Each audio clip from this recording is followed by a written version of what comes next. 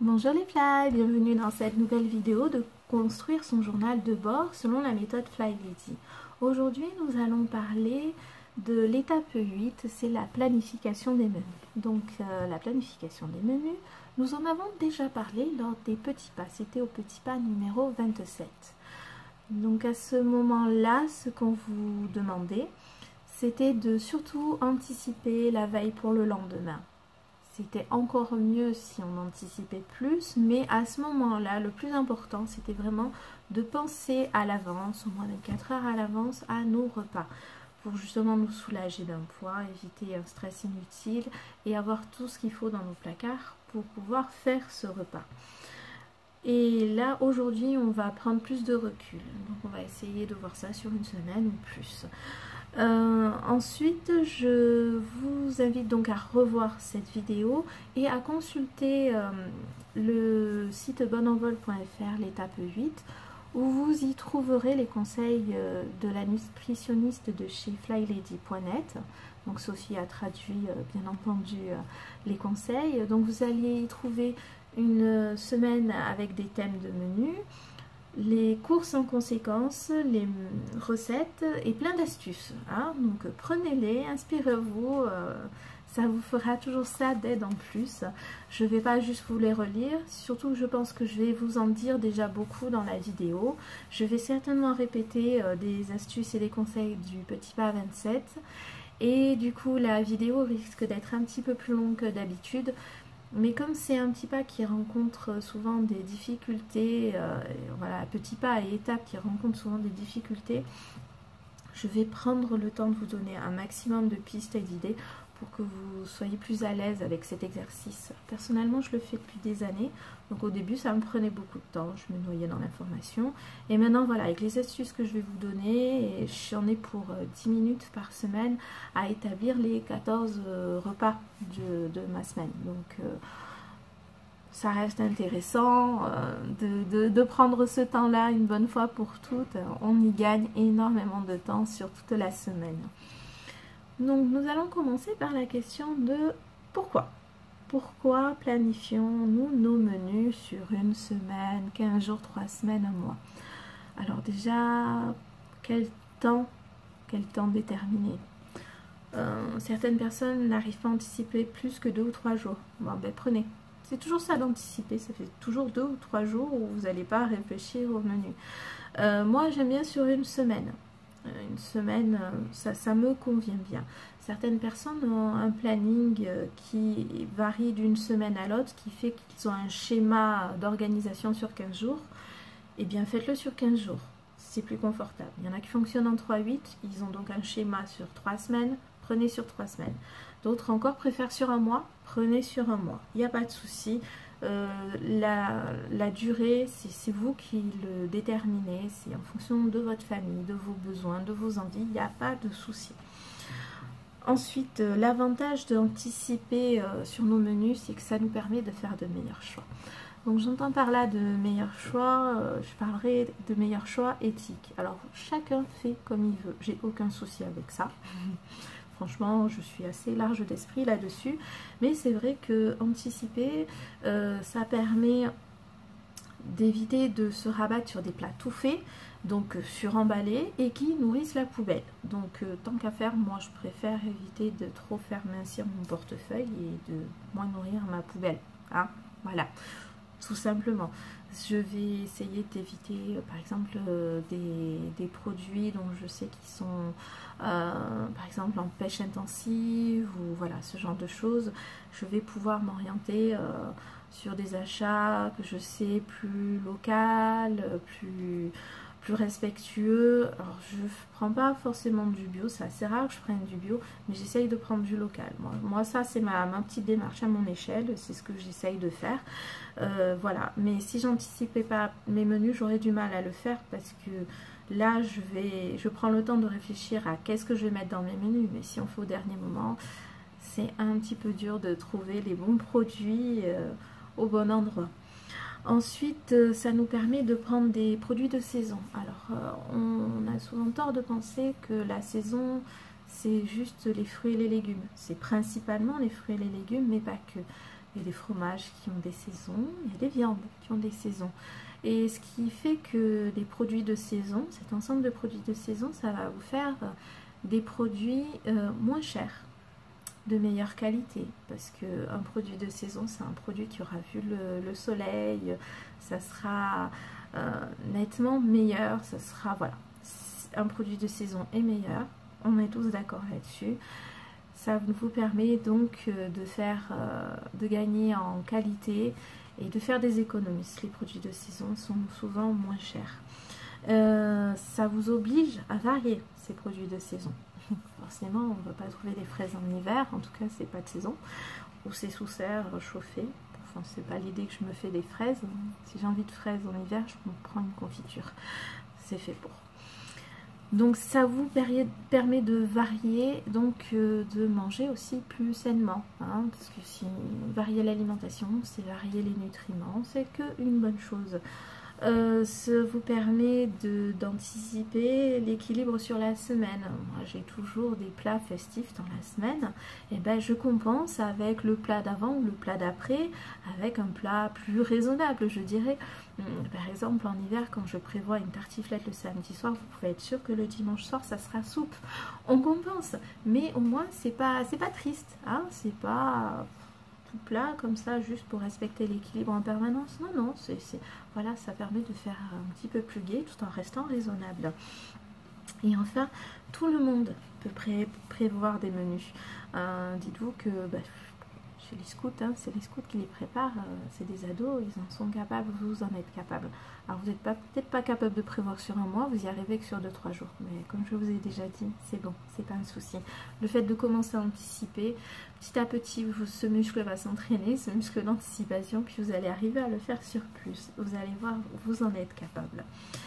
Autre chose, une fois que le menu est établi, eh ben, ça permet de vachement déléguer. Hein.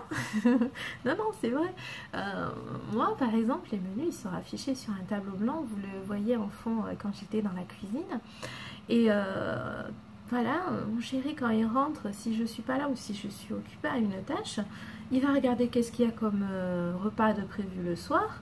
Et en fonction, soit il va s'y mettre directement parce qu'il faut commencer à le faire plus tôt, ou il va le faire au moment venu parce qu'il n'est pas obligé de le faire dans la seconde, mais voilà, il va pouvoir prendre le relais sans forcément me solliciter en me disant qu'est-ce qu'on mange, est-ce qu'on a tout ce qu'il faut.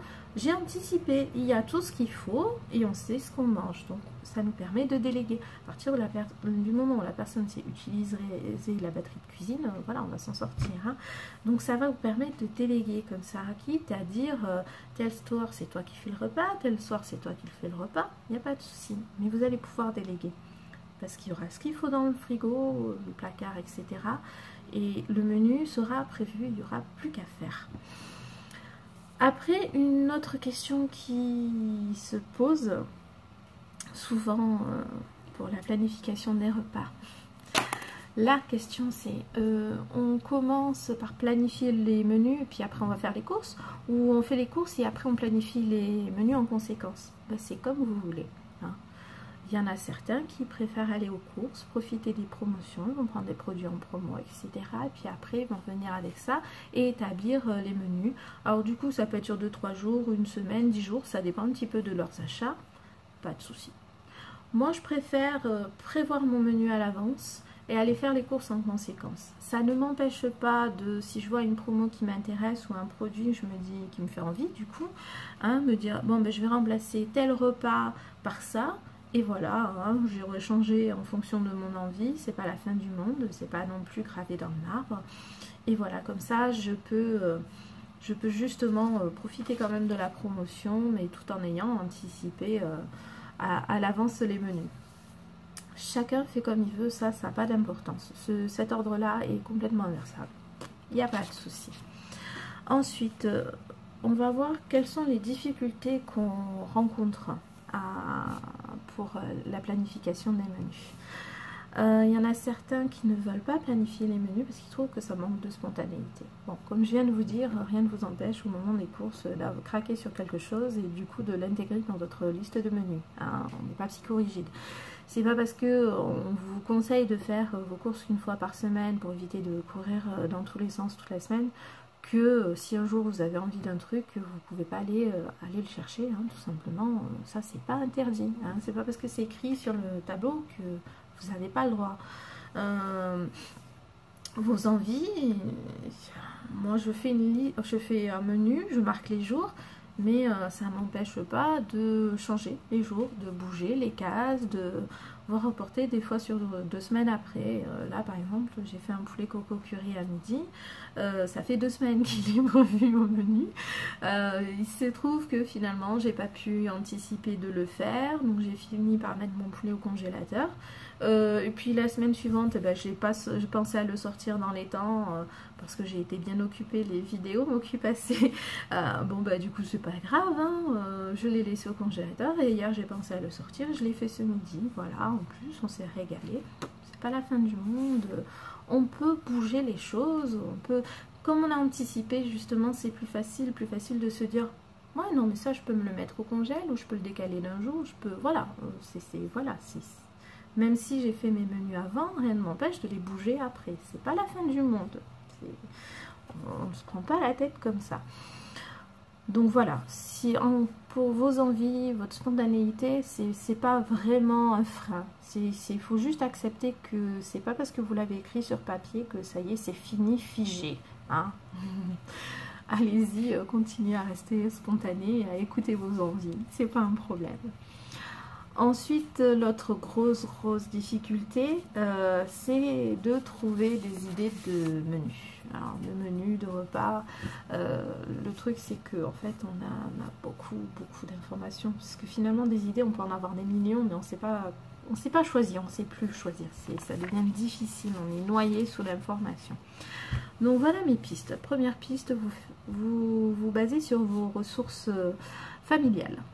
Vous réunissez ce petit monde autour d'une table et vous leur demandez que chacun note, sans le répéter bien sûr, 5 repas, leurs repas favoris. On va éviter la dinde au marron, on va éviter le caviar, on est bien d'accord, hein, des repas assez classiques. Bon, ça va vous faire, donc si vous êtes 4 dans la famille, ça va vous faire 20 repas.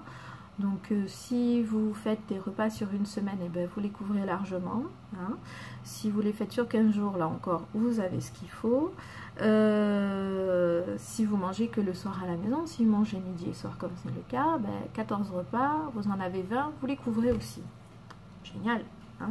Rien qu'avec une petite ressource, votre famille.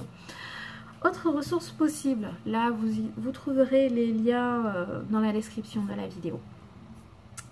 Les menus saisonniers. Alors les menus saisonniers, ils viennent de ce livre. Hop, il est là. Je vous l'avais déjà présenté pour le garde-manger. Et bien là encore, vous avez l'éditeur qui vous fait en bonus le lien vers les menus. Vous avez 4 menus qui correspondent aux saisons. Donc ces menus, hop, je veux vous les montrer. Hop, là. Je me suis marqué, donc je vais... Non, je me suis perdue toute seule, tout va bien. Je vais les retrouver.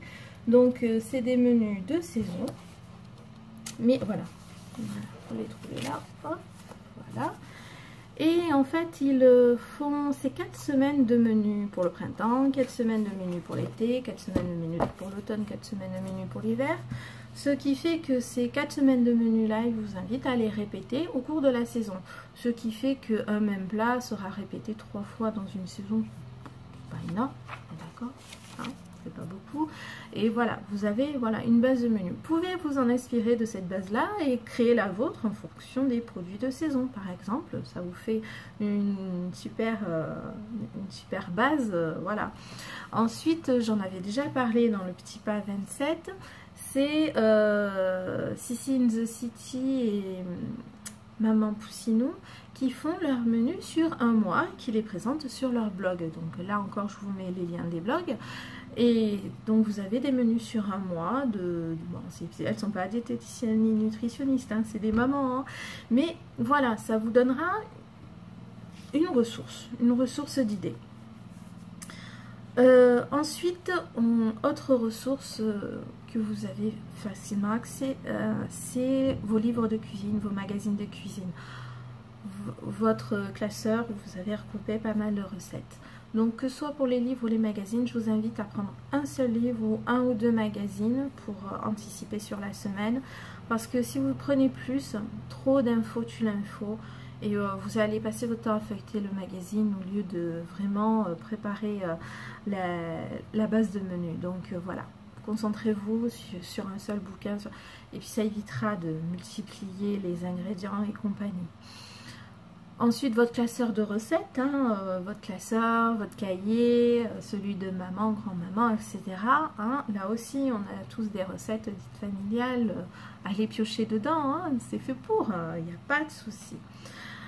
Enfin, vous avez Internet. Alors là, Internet, c'est un petit peu la boîte Pandore, hein, on est d'accord. Vous avez des sites comme Marmiton, que j'avais déjà cité, ou 750 grammes, que je m'étais trompée. Mais voilà, c'est des sites classiques où vous allez trouver plein d'idées, où vous avez des moteurs de recherche qui sont intéressants par ingrédients ou autres. Non, voilà, c'est vrai que c'est très pratique aussi. Mais là encore, hein, n'hésitez pas à utiliser le minuteur. Évitez d'y passer des heures, on aura tout le temps d'y retourner régulièrement pour piocher de nouvelles idées. Voilà, donc déjà là vous voyez, tout ça c'est des ressources où vous pouvez piocher des tonnes et des tonnes d'idées. Donc un coup vous allez passer par la réunion familiale par exemple, un autre coup vous allez prendre un magazine, un autre coup vous allez prendre un livre, un autre coup vous allez jeter un œil à un des blogs que je vous ai conseillé. Vous voyez, ça va vous permettre en plus de varier les ressources, de varier les idées et du coup de ne pas du tout rester dans les mêmes schémas de menus. Donc vous voyez, des idées, il y en a plein. Le tout est de savoir se reconcentrer. Mon autre conseil à ce sujet dans le choix des menus, je vous invite à rechercher des recettes plutôt simples. Simple, ça ne veut pas dire qu'un bœuf bourguignon c'est compliqué, c'est juste long et encore. Un bœuf bourguignon n'est pas très long dans sa préparation pure où vous devez être devant, après il va mijoter. Ces plats-là, ils sont très pratiques.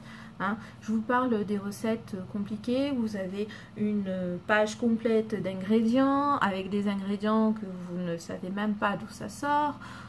Des trucs de chef qu'il faut avoir un matériel de malade. Non, non, vous cherchez des recettes plus simples, plus faciles à faire. Hein. Vous n'êtes surtout pas là pour vous compliquer la tâche. Justement, vous anticipez de ne pas vous torturer là-dessus. Vous avez envie de temps en temps de faire un repas un petit peu plus complexe, etc. Il n'y a pas de souci. Vous pouvez vous en prévoir un ou deux dans la semaine ou sur le week-end. Il n'y a pas de problème. Mais ne faites pas que des repas comme ça. Autre chose...